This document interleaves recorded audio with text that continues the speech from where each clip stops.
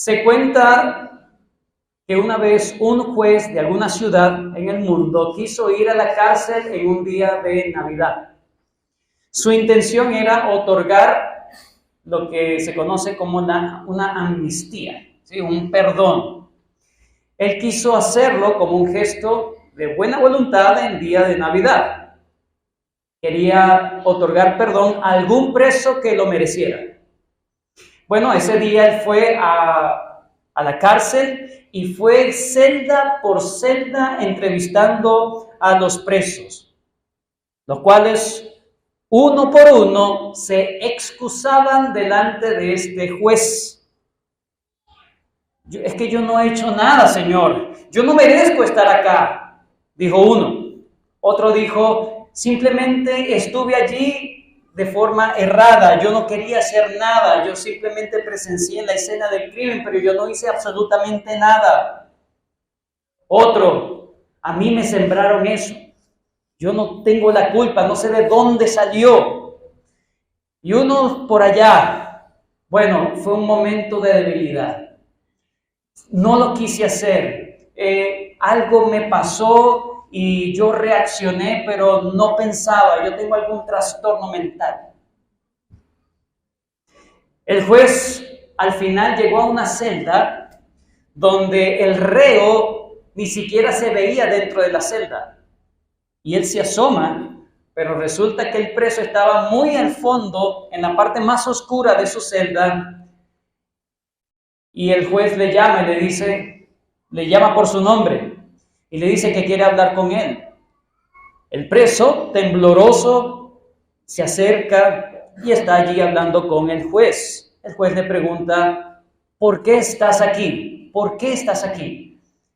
Y este hombre confiesa exactamente todo lo que estaba en el expediente escrito de su culpabilidad, sin esconder, sin excusarse en absoluto. El juez, cuando lo oyó, le dijo a los otros guardias, por favor, me sacan a este hombre de aquí porque si no va a contaminar a todos los inocentes de estas celdas. ¿Quién merece ser perdonado cuando realmente somos culpables? ¿Quién lo merece? Hermanos, la Biblia enseña que todos somos pecadores. No hay justo ni aún uno.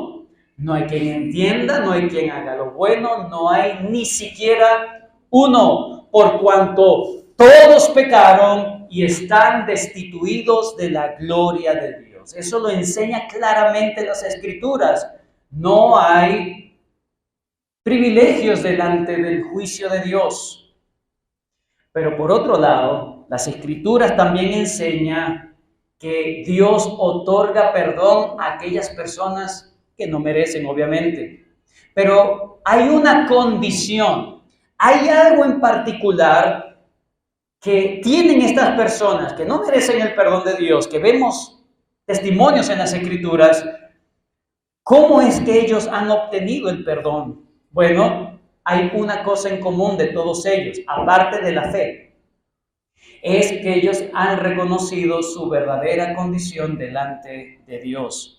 Lucas capítulo 5, versículo 31 es la enseñanza que el Señor le da a los fariseos de qué tan importante es estar consciente de nuestra verdadera condición. Lucas 5, 31 al 32. Respondiendo Jesús les dijo, los que están sanos no tienen necesidad de médicos, sino los enfermos. No he venido a llamar a justos, sino a pecadores al arrepentimiento.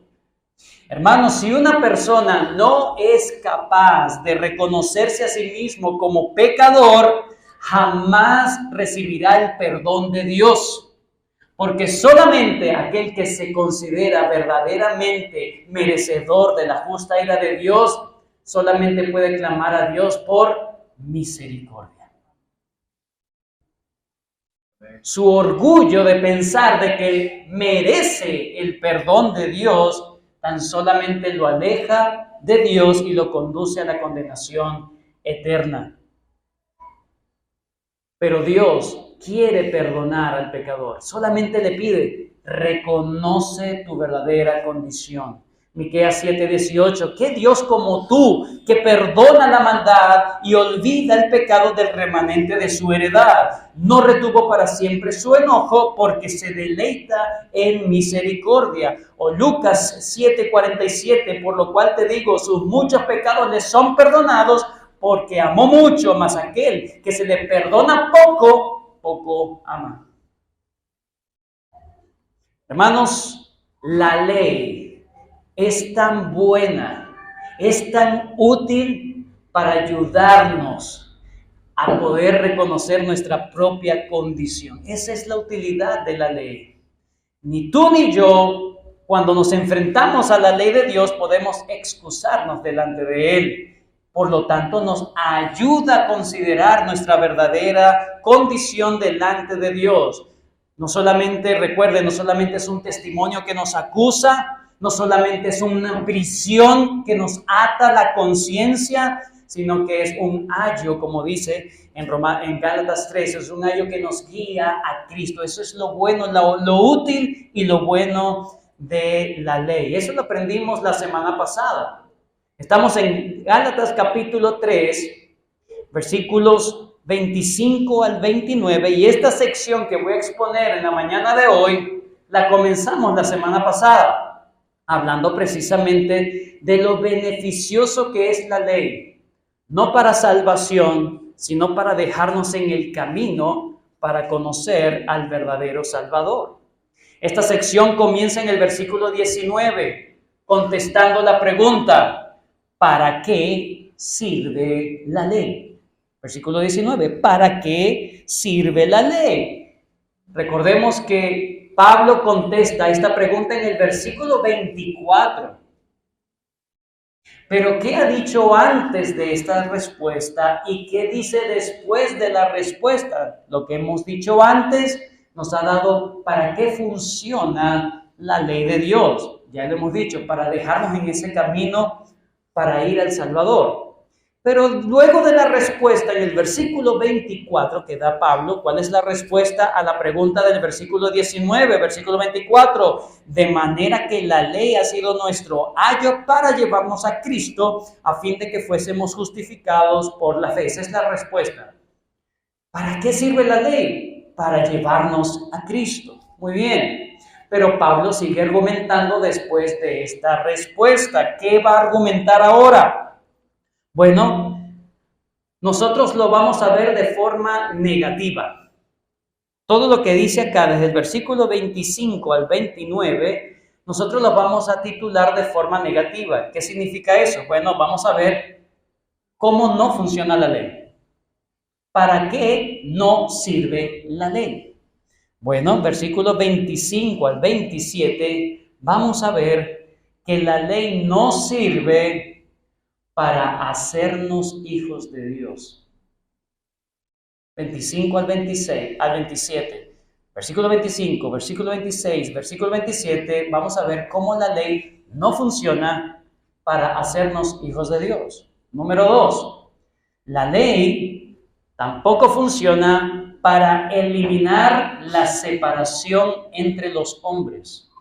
La ley no funciona para eliminar aquellas barreras que separan a los hombres, versículo 28.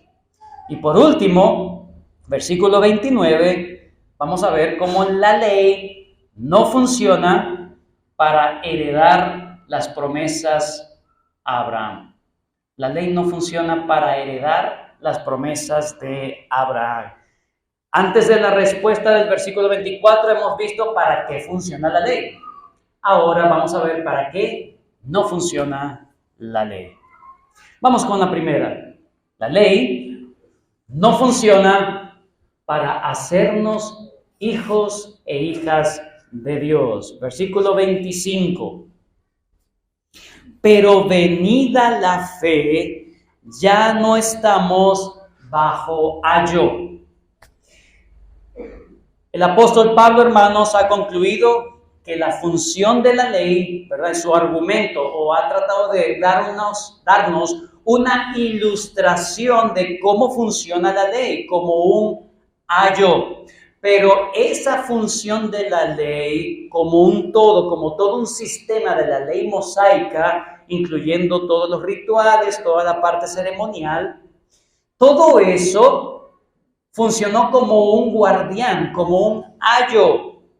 Y eso funcionó hasta la venida de Cristo. Es decir, antes de la venida de Cristo ese era su propósito. Luego de la venida de Cristo tiene otro propósito. ¿Por qué? Recordemos lo que significa el término de ayo rápidamente. Ayo es un paidagogo. En la cultura grecorromana, un paidagogo, un ayo, era un esclavo no que enseñaba o instruía, aunque ese no era su deber, también lo podía hacer. Pero el deber del paidagogo, del ayo, era cuidar y custodiar al niño, llevándolo a la escuela, estando allí presente como un guardaespaldas, como un escolta, todo el día presente con ese niño para que se portara bien. Tenían la capacidad, tenían la autoridad delegada por el padre, el ayo tenía la autoridad para disciplinar a ese niño. Estaba siempre vigilando su conducta durante todo el día, lo llevaba, lo traía de la escuela. Básicamente su rol era de criarlo no para él, sino para criarlo para su amo, para los intereses de su amo. Así no es, así debe ser la cosa. Lo estaba instruyendo, le estaba recordando cuál era su posición con respecto a su papá, a sus padres. William Hendrickson observa muy inteligentemente, dice, la disciplina que ejercía muchas veces el ayo, esa disciplina era muy severa muchas veces. De tal forma que aquellos que fueran colocados bajo su vigilancia anhelarían el día que serían liberados de él. Y como hemos visto, esta era exactamente la función de la ley. Pablo es guiado por el Espíritu Santo para agarrar esta ilustración y decirnos, así es la ley. Alguien que está bajo la ley, lo único que anhelaría es no estar bajo la ley. Esa es la idea de estar en la ley, que tú anheles no estar allí.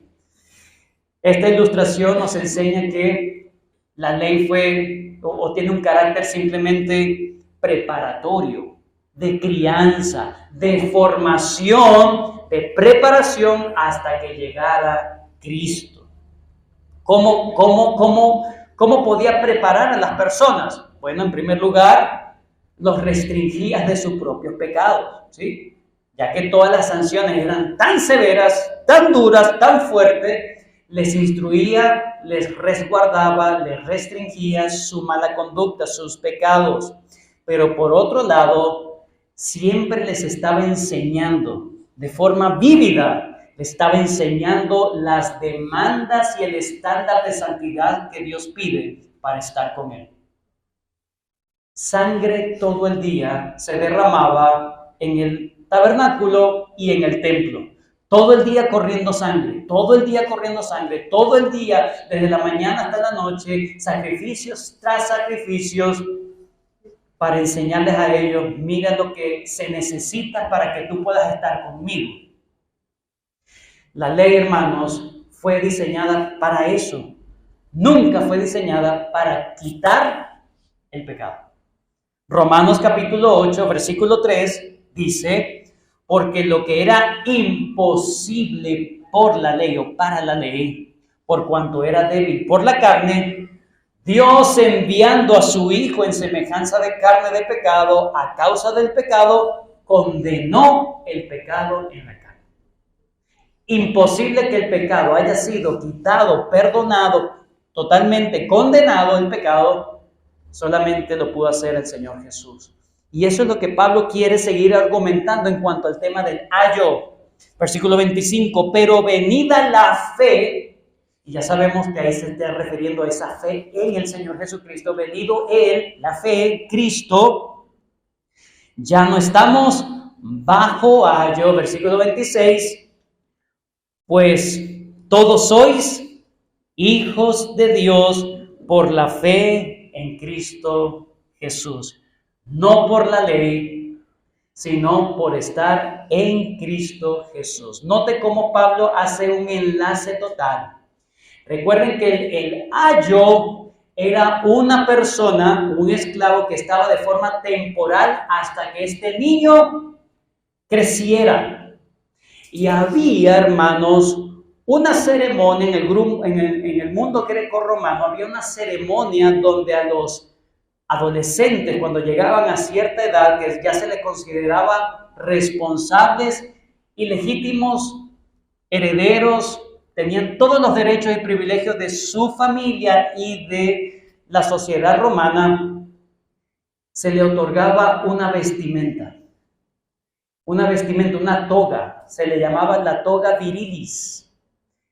Y esa toga consideraba a este muchacho como ya has salido de tu ayo y ahora eres un hombre maduro, ahora yo puedo tratarte como hijo.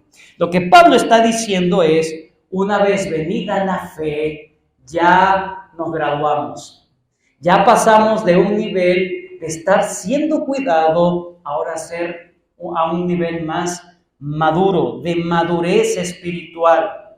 Así como el ayo en la antigüedad llegaba, su trabajo, su función era hasta que el niño cumpliera la mayoría de edad dentro de su sociedad, lo mismo ocurre con la ley. Una vez llegado Cristo, en Cristo somos vistos de parte de Dios como gente madura, como gente responsable y como dignos de disfrutar todos los derechos y privilegios de ser hijos.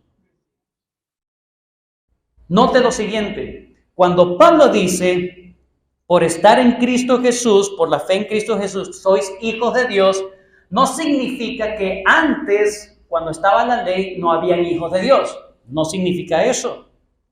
Significa que los hijos de Dios, antes de que llegara Cristo, estaban confinados como niños inmaduros. Pero una vez Cristo, llegado a su vida, llegado en el tiempo, ¿verdad? Y hemos celebrado la Navidad hace poco, pero llegado en el tiempo, entonces ya pasamos de un estado de inmadurez a estar en un estado donde ahora somos no solamente reconocidos por Dios como hijos, sino que somos ahora responsables y tenemos todos los privilegios y todos los derechos que tiene un hijo mayor por estar en Cristo, hijos de su casa. El papel de la ley, hermanos, era un papel de crianza. El papel de la fe es darnos el privilegio de disfrutar ser hijos de Dios, cosa que la ley no funcionaba para eso. No funcionaba.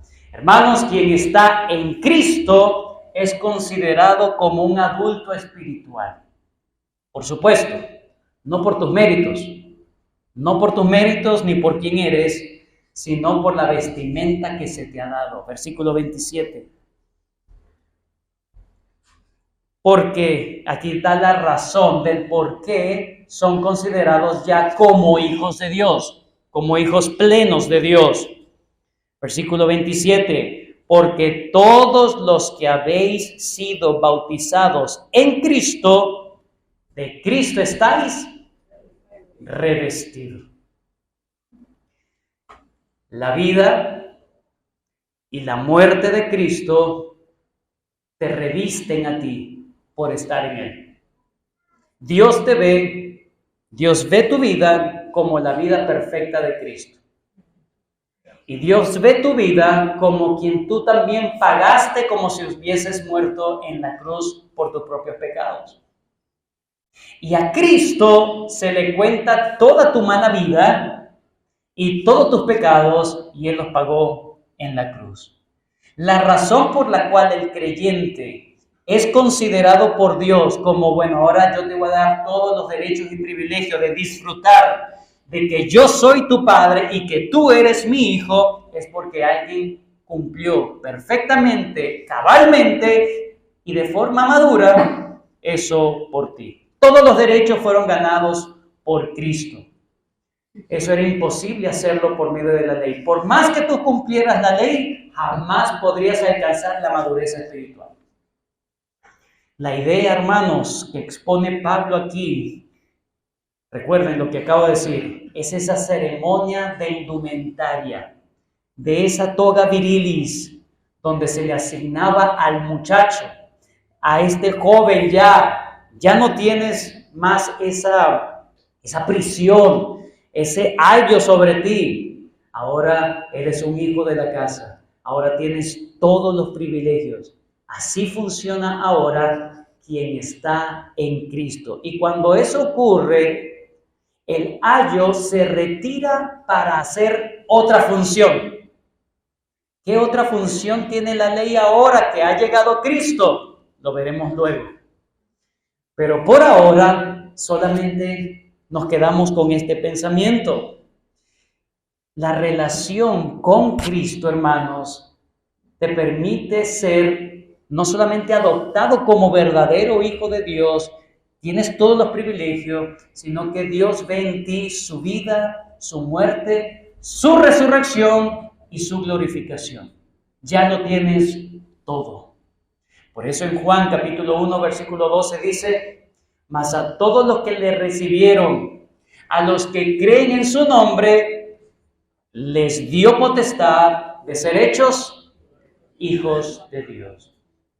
Usted puede ser judío, puede ser de descendencia judía, puede hacerse un prosélito a la cultura judía, pero si usted no tiene a Cristo, usted no es hijo de Dios. Usted necesita a Cristo. No necesitas cambiar tu forma de hablar, empezar a tener, bueno, cuando uno empieza a hablar inglés, ¿verdad? Llegamos a un nivel donde le llamamos Spanglish, ¿no? Donde hay cosas que no sé decirle en inglés y la digo en español. Bueno, parece que hay una onda, una moda últimamente, donde ahora es un hebreo-español, ¿sí? La moda hebreo-español. Y ahora tú empiezas a quitar frases, sustituir por frases hebreas. Eso no pasa nada. Eso no te hace nada. No te haces más acepto delante de Dios. Yes. Necesitas quedarte con Cristo. Amén. Porque eso es retroceder y encomendarte otra vez al ayo. Eres un inmaduro entonces. Quienes hacen eso son unos inmaduros en la fe. El verdadero Hijo de Dios es libre de ese ayo y disfruta de la plena relación paternal con Dios. Amén. Cosa que la ley es imperfecta en hacer. El verdadero Hijo de Dios, hermanos, recuerde esto, no es el que cumple perfectamente la ley. Este es el punto. El verdadero Hijo de Dios es el que está revestido de la vida de Cristo. Ese es el Hijo de Dios. Ese es el verdadero cristiano. El verdadero cristiano no es el que viene todos los domingos a la iglesia. No es el que lee todos los días la Biblia. No es el que ora todos los días. Aunque el verdadero cristiano lee la Biblia todos los días, ora todos los días, se congrega en el día del Señor. Pero el verdadero cristiano no es el que hace, sino el que es. El que está revestido de esa toga de justicia que compró Cristo. Amén. Yo puedo decir que tú eres un verdadero cristiano. Yo puedo decir que tú eres una verdadera cristiana. ¿Tú realmente estás revestido de Cristo? ¿Te has despojado de tu vieja naturaleza y te has revestido de las nuevas vestiduras? ¿Te has quitado los harapos del pecado y te has puesto las vestiduras de justicia y santidad de Cristo? No es que me los he puesto, es que Cristo me los puso. Amén. Romanos 6, vayan conmigo. Romanos 6, 3.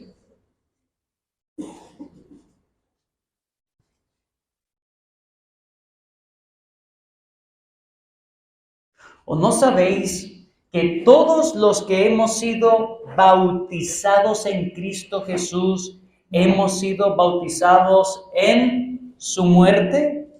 Porque somos sepultados juntamente con Él para muerte por el bautismo, a fin de que como Cristo resucitó de los muertos por la gloria del Padre, así también nosotros andemos en vida nueva. Todos los que han sido bautizados en Cristo. Aquí en Gálatas 3 dice, porque todos los que habéis sido bautizados en Cristo, de Cristo estáis revestidos. No está haciendo referencia al bautismo en agua. Porque el bautismo, ya yo me bauticé. Eso no significa que ha sido revestido de Cristo. Pero todo el que se bautiza, sí. El que ha sido bautizado en Cristo, el que ha sido sumergido en Él, tiene las vestiduras de Él. Lo mismo ocurre en Romanos 6. Y es como apelar. ¿Cómo que vas a seguir perseverando en el pecado? ¿Perseveraremos en el pecado para que la gracia abunde? En ninguna manera. ¿No sabéis que los que hemos sido bautizados en Cristo, hemos sido bautizados en su muerte? Es decir, tenemos lo mismo que Cristo. Su muerte, su sepultura, y tendremos su glorificación. Y eso se evidencia, como dice en el último versículo, versículo 4, así también nosotros andemos en vida nueva. ¿Cómo sé yo que he sido revestido, he sido bautizado en Cristo? Si tienes una vida nueva. No una vida confinada y esclavizada nuevamente al pecado. No es una vida donde ahora tú te entregas a los placeres de este mundo, sino una vida donde hay un verdadero deseo de agradar al Señor, de vivir para Él, de agarrar todo lo que yo hago en mi vida, mis estudios, mi trabajo, mi familia, todo lo que yo hago, estoy siempre pensando en la expansión del reino, en la gloria de Dios, en honrar y bendecir el nombre de Dios. Primera de Corintios 2:10 dice, y vosotros estáis completos en Él. Recuerde que todo lo que estoy diciendo acá, la clave es en Cristo, en Él. Bautizado en Cristo, revestido de Cristo, estar en Cristo, ese es el verdadero cristiano, alguien que está en Cristo. Ustedes están completos, es la misma idea de Gálatas 3, ustedes están maduros, están completos, son plenos en Cristo. Sigo el versículo 10, que es la cabeza de todo principado y potestad. En Él, qué interesante, segunda de 1 Corintios 2, voy en el 11. En Él también fuisteis circuncidado, con circuncisión no hecha de mano, al echar de vosotros el cuerpo pecaminoso carnal en la circuncisión de Cristo. Los judaizantes en Galacia, cuando Pablo les habla a los Gálatas, estos judaizantes decían había que circuncidarse. Pablo les está diciendo, esa circuncisión, sí, hay que circuncidarse, pero no es la circuncisión del cuerpo, es la circuncisión del corazón. Es imposible bajo la ley, la circuncisión del corazón. Solamente es posible en Cristo. En Él estáis completos. En Él estáis completos. Versículo 12. Sepultados con Él en el bautismo, en el cual fuiste resucitado con Él, mediante la fe en el poder de Dios que lo levantó de los muertos. Hermanos, ser un hijo de Dios es un gran privilegio. Es un gran privilegio. Mirad cuán amor nos ha dado el Padre para que seamos llamados hijos de Dios. Mira cuán amor que Dios en Cristo Jesús te ha dado la licencia, te ha dado la bendición de ser llamado por Él hijo. Y en eso Si tú eres un verdadero hijo de Dios, si eres una verdadera hija de Dios, si realmente estás revestido de Cristo, cuando cometes un pecado, es más atroz que aquel que no es revestido de Cristo. Warren Wiersbe dice, un incrédulo que peca es una criatura que peca contra su creador. Un cristiano que peca es un hijo que peca contra su padre.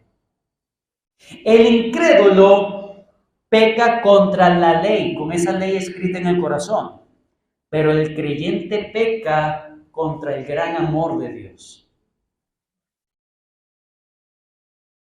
Estoy en Cristo. Qué bueno, gloria a Dios. Somos hermanos. Pero recuerda, ya no estás bajo ayo donde esa ley te restringía los pecados. Ahora eres tú mismo responsable de restringir tus pecados por el poder del Espíritu Santo. Porque ya estás en Cristo y tienes la capacidad de hacerlo. Eres un adulto en Cristo. Ya a los niños se les dice absolutamente todo lo que deben hacer. Así se les dice a los niños. Tienen que hacer esto, tienen que hacer lo otro, como robots. ¿Sí? Para que ellos funcionen. Porque no se les va a ocurrir, ¿verdad? Levantarse y cepillarse. No se les ocurre. Hay que enseñárselo. No se les va a ocurrir saludar y dar los buenos días a la persona. Hay que enseñárselo. Pero una vez que han crecido, esperamos que se comporten tal como se les había enseñado antes. Pero ya no puedo estar encima, porque se supone que ha crecido. El que está en Cristo se supone que ahora puede obrar la ley, no porque se le imponga, sino que lo puede obrar de corazón para agradar al Padre. No para obtener bendición del Padre, sino como un medio para agradar. Bueno, ya les dije un poquito de cómo funciona la ley ahora, pero lo vamos a ver después, con más detalle. Pero quiero quedarme en este primer punto con esto, hermano. Y este es el primer punto y el más grueso de teológicamente de lo que necesitamos entender. Hermanos, ¿eres hijo de Dios? ¿Eres hija de Dios? Cada vez que pecas, cada vez que has pecado en este año y los años que han pasado en tu vida hasta ahora, has pecado contra el amor de Cristo. Arrepiéntete. Deja de pecar ya. Deja ya.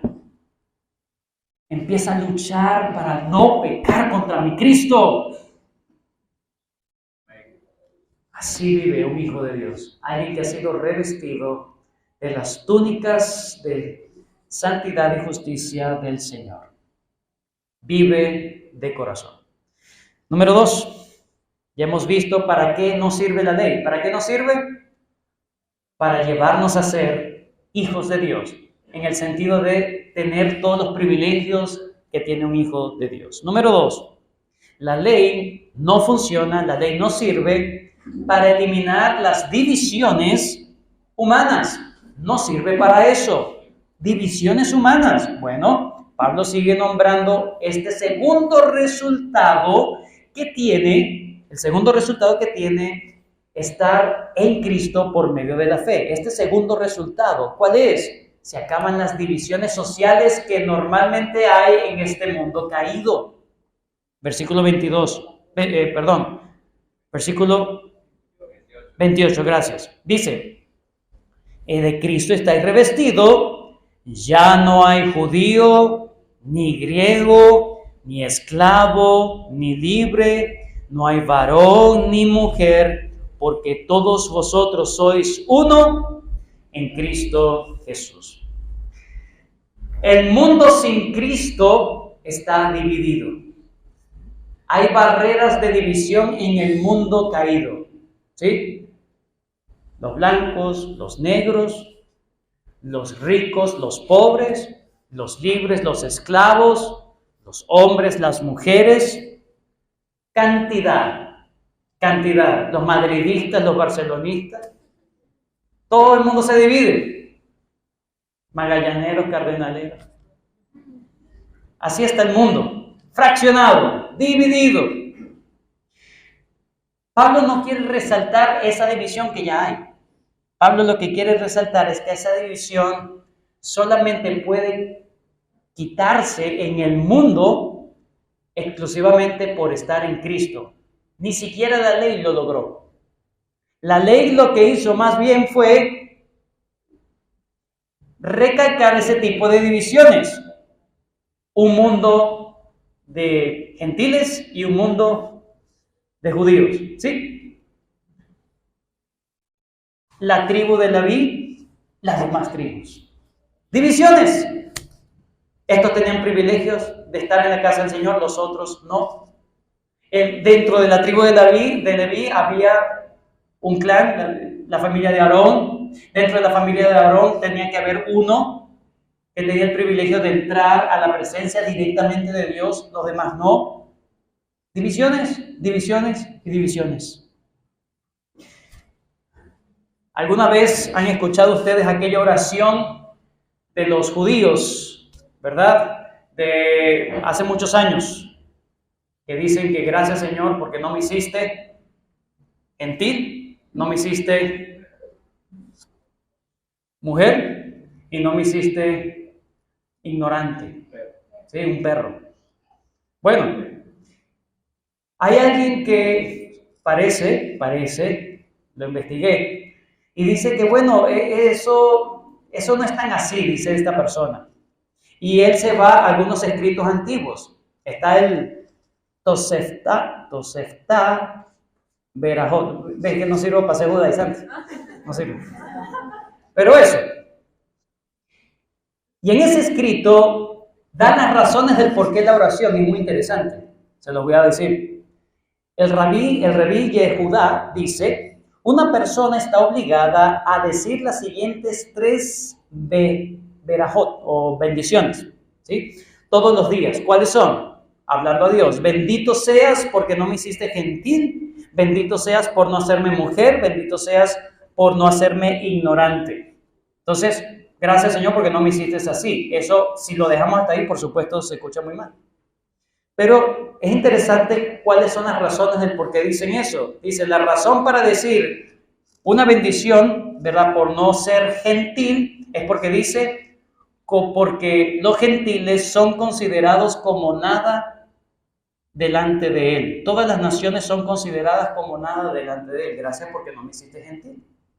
Otra razón, la otra bendición, ¿por qué no me hiciste mujer? Porque las mujeres no están obligadas a los mandamientos. Y la razón por no serlo ignorante es porque un ignorante no teme al pecado. Sea que lo digan de forma despectiva, o sea que suavicen el asunto, aquí sigue siendo lo mismo. Sigue siendo lo mismo. Ellos le dan gracias porque no es como aquel, tiene más privilegio. Hay división. Igual hay división. Note que es una persona bajo la ley. Una persona bajo la ley siempre tiene ese carácter divisorio del mundo. Pero estar en Cristo quita todas estas cosas. Todas estas barreras sociales que se nombran. Esta sería la barrera étnica. Ya no hay judío ni griego. Está la barrera social. No hay esclavo ni libre. Y está la barrera sexual. No hay varón ni mujer, porque todos sois uno en Cristo. No significa que ahora somos igualitarios. Ahora ya no existe género. Ahora ya no existe sexo. Ahora ya no existe, ¿verdad? Todos somos uno solo en el sentido de todos nuestros roles en la sociedad y en la familia. No significa eso. Porque el propio Pablo, cuando hablaba a los esposos, le decía, los esposos deben hacer así, las esposas tienen otra cosa que hacer en el matrimonio. Pablo también regulaba la vida de los esclavos y la vida de los libres. No es que se quitan ese tipo de cosas, pero sí se quita el tema de qué tan digno soy delante de Dios. Ya no hay esos grados de dignidad delante de Dios. Todos son igualmente dignos de tener todos los derechos. No se olvide de lo que acaba de decir. Tienen el mismo privilegio, todos los derechos que aquel que es judío. Tienen todos los mismos derechos y privilegios que aquel que es un hombre. Las hermanas tienen toda la dignidad de ser hijas de Dios. Cualquier hombre tiene toda la dignidad de ser hijo de Dios, un miembro laico como un pastor. Toda la dignidad. Y eso solamente lo quita estar en Cristo. La palabra ahí es porque todos, sin excepción, todos sois hijos de Dios. Versículo 27, porque todos los que habéis sido bautizados. Versículo 28, ya no hay judío ni griego, ¿verdad? No hay esclavo ni libre, no hay varón ni mujer, porque todos vosotros sois uno. Todos. En la ley era imposible, en Cristo. Todos tienen la misma dignidad, los mismos privilegios delante del Señor. MacArthur dice, los prejuicios basados en raza, posición social, sexo o cualquier otra diferencia superficial y temporal no tiene lugar alguno en la comunión de la iglesia. No puede haber una iglesia para ricos. Eso es mundano. No puede haber iglesia para pobres. Así es el mundo. Iglesias para los que no les gusta iglesia. Iglesia para los que sí les gusta iglesia. ¡No! Eso es mundano totalmente. Pareciera que no están en Cristo entonces, porque Cristo no hace esas barreras. Todos somos uno en Cristo. Para terminar, versículo 29. Hemos visto en primer lugar que la ley no funciona para darnos todos los privilegios de ser hechos hijos de Dios. Número 2, la ley no funciona para eliminar las divisiones humanas. Y en tercer lugar, la ley no funciona para heredar las promesas de Abraham.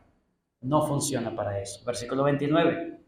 Y si vosotros sois, una vez más, de Cristo, estar vestido, estar bautizado, estar en Él, y una vez más, si eres de Cristo, de Él, ciertamente linaje de Abraham sois y herederos según la promesa.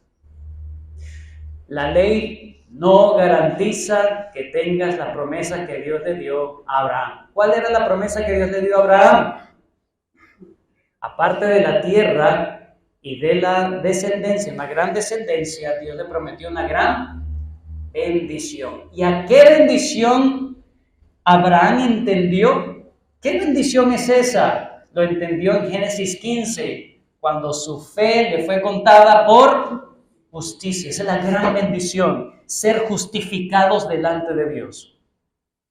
Versículo 16, ya lo había dicho. Versículo 16, Gálatas 3:16. Ahora bien, a Abraham fueron hechas las promesas y a su simiente. No dice a las simientes, como si hablase de muchos, sino como de uno. A tu simiente, el cual es Cristo. No por ser descendiente de Abraham y no por guardar la ley, se te garantiza esta promesa a la simiente de Abraham. Solamente Cristo, porque Él es la simiente. Así que estar en Cristo es garantizar toda la bendición que se le prometió a Abraham. Justificación por la fe. Justificación delante del Señor. Abraham disfrutó de esa justificación. Creyó a Dios y le fue contado por justicia. Él disfrutó de la justificación delante de Dios. Esa bendición solamente puede ser disfrutada por los que están en Cristo. Por los que están en Cristo. Son verdaderos herederos de esa promesa. No la promesa de la tierra, no la promesa del pueblo, sino de esa bendición de estar en paz con el Señor. Pablo refuerza entonces la idea anterior respecto a esa eliminación de las barreras sociales. Y vosotros sois de Cristo, hablándole a los Gálatas. ustedes son de Cristo, ciertamente el linaje de Abraham sois. No necesitan judaizarse, no necesitan guardar la ley, ya tienen las bendiciones de Abraham por estar en Cristo. No hay entonces griego ni judío. Los verdaderos herederos no son, hermanos, los verdaderos herederos, los verdaderos hijos de Dios, el verdadero pueblo de Dios, no son los que están en Palestina, en Gaza, en Israel actualmente, que no conocen a Cristo o que destierran a Cristo de sus corazones. Ellos no son pueblo de Dios. Así es. Habrán judíos en Israel hoy en día que tienen a Cristo, a Jesús como su Mesías y Señor. Esos sí son pueblo de Dios, eso sí. Y por ellos debemos orar. Pero no por una nación que ha rechazado al Mesías. Ellos no son pueblo de Dios. No lo son. Y ellos no son más pueblo de Dios que nosotros. Ellos pueden atender la circuncisión, pero son igual pueblo de Dios por medio de Cristo. Uno solo en Cristo. Como cantamos al principio, unidos a una voz, unidos solamente por Cristo. En conclusión, estar en Cristo es lo más hermoso que puede existir en esta tierra. Estar en Cristo es lo que más puede anhelar una persona cuando termina y comienza o comienza y termina un nuevo año. ¿De verdad estoy en Cristo? ¿Estás tú disfrutando de Cristo? ¿Estás disfrutando de los derechos de ser un verdadero hijo, de una verdadera hija de Dios? ¿O vives en temor todavía en ese sentido? Todos los beneficios de estar revestido de Cristo es imposible alcanzarlo por tus obras, imposible alcanzarlo por medio de tus obras en la ley. La ley en ese sentido es innecesaria. Tiene otra función ahora, porque la ley siempre nos va a conducir ¿a quién? A Cristo, para ser revestidos de Cristo. John Stott resume todo esto diciéndolo de esta manera. John Stott dice: no podemos venir a Cristo para ser justificados hasta que vayamos primero a Moisés para ser condenados.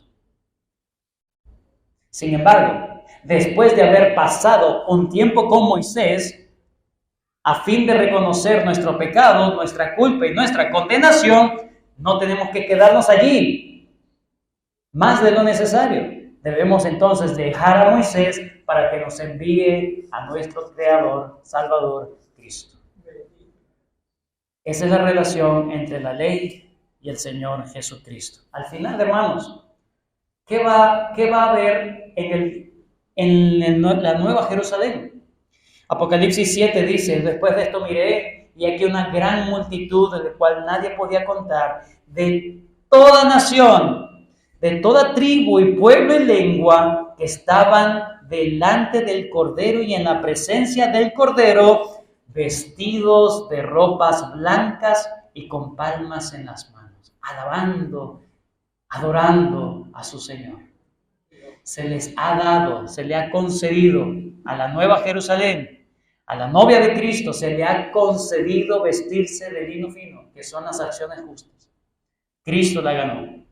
Así que, hermanos, que este nuevo año el Señor nos ayude a no olvidarnos del gran privilegio que tenemos de ser verdaderos hijos de Dios. No solamente que no se nos olvide del privilegio, sino la responsabilidad de ser un hijo de Dios. Así que, ¿estás tú hoy revestido de la justicia de Cristo? ¿Entiendes tú que estar en Cristo no excluye tu responsabilidad de obrar correctamente? Porque si pecas, no te olvides, pecas contra el amor de Dios. ¿Qué quieres tú? ¿Qué deseas tú para este nuevo año, hermano? Que el Señor te ayude a pedir hoy en la noche, antes de las 5 para las 12. Acuérdate de tu Creador. O sea, bájale volumen ahí a la radio. Ese hombre aturde. Concéntrate en ser agradecido por este año y en encomendarte en este nuevo año. Pedirle, Señor, ayúdame a crecer más en conocerte, Señor. Ayúdame a crecer más en experimentar el privilegio de ser tu hijo, de ser tu hija. Que el Señor nos ayude a madurar en la fe, amén, en este nuevo año. Gracias, Señor, por este tiempo. Gracias por tu palabra. Gracias, Señor, cuán amor nos ha dado en Cristo para ser llamados tus hijos. Gracias, Señor. Ayúdanos a seguir meditando y reflexionando para llenarnos de agradecimiento de ser tus hijos y para llenarnos de temor de no pecar contra nuestro Padre. Oh Señor, que vivamos vidas que te glorifiquen y agradecidos de que tenemos todo el privilegio de que tú seas nuestro Dios y nosotros seamos tu pueblo. En el nombre de Cristo, gracias, Señor. Amén.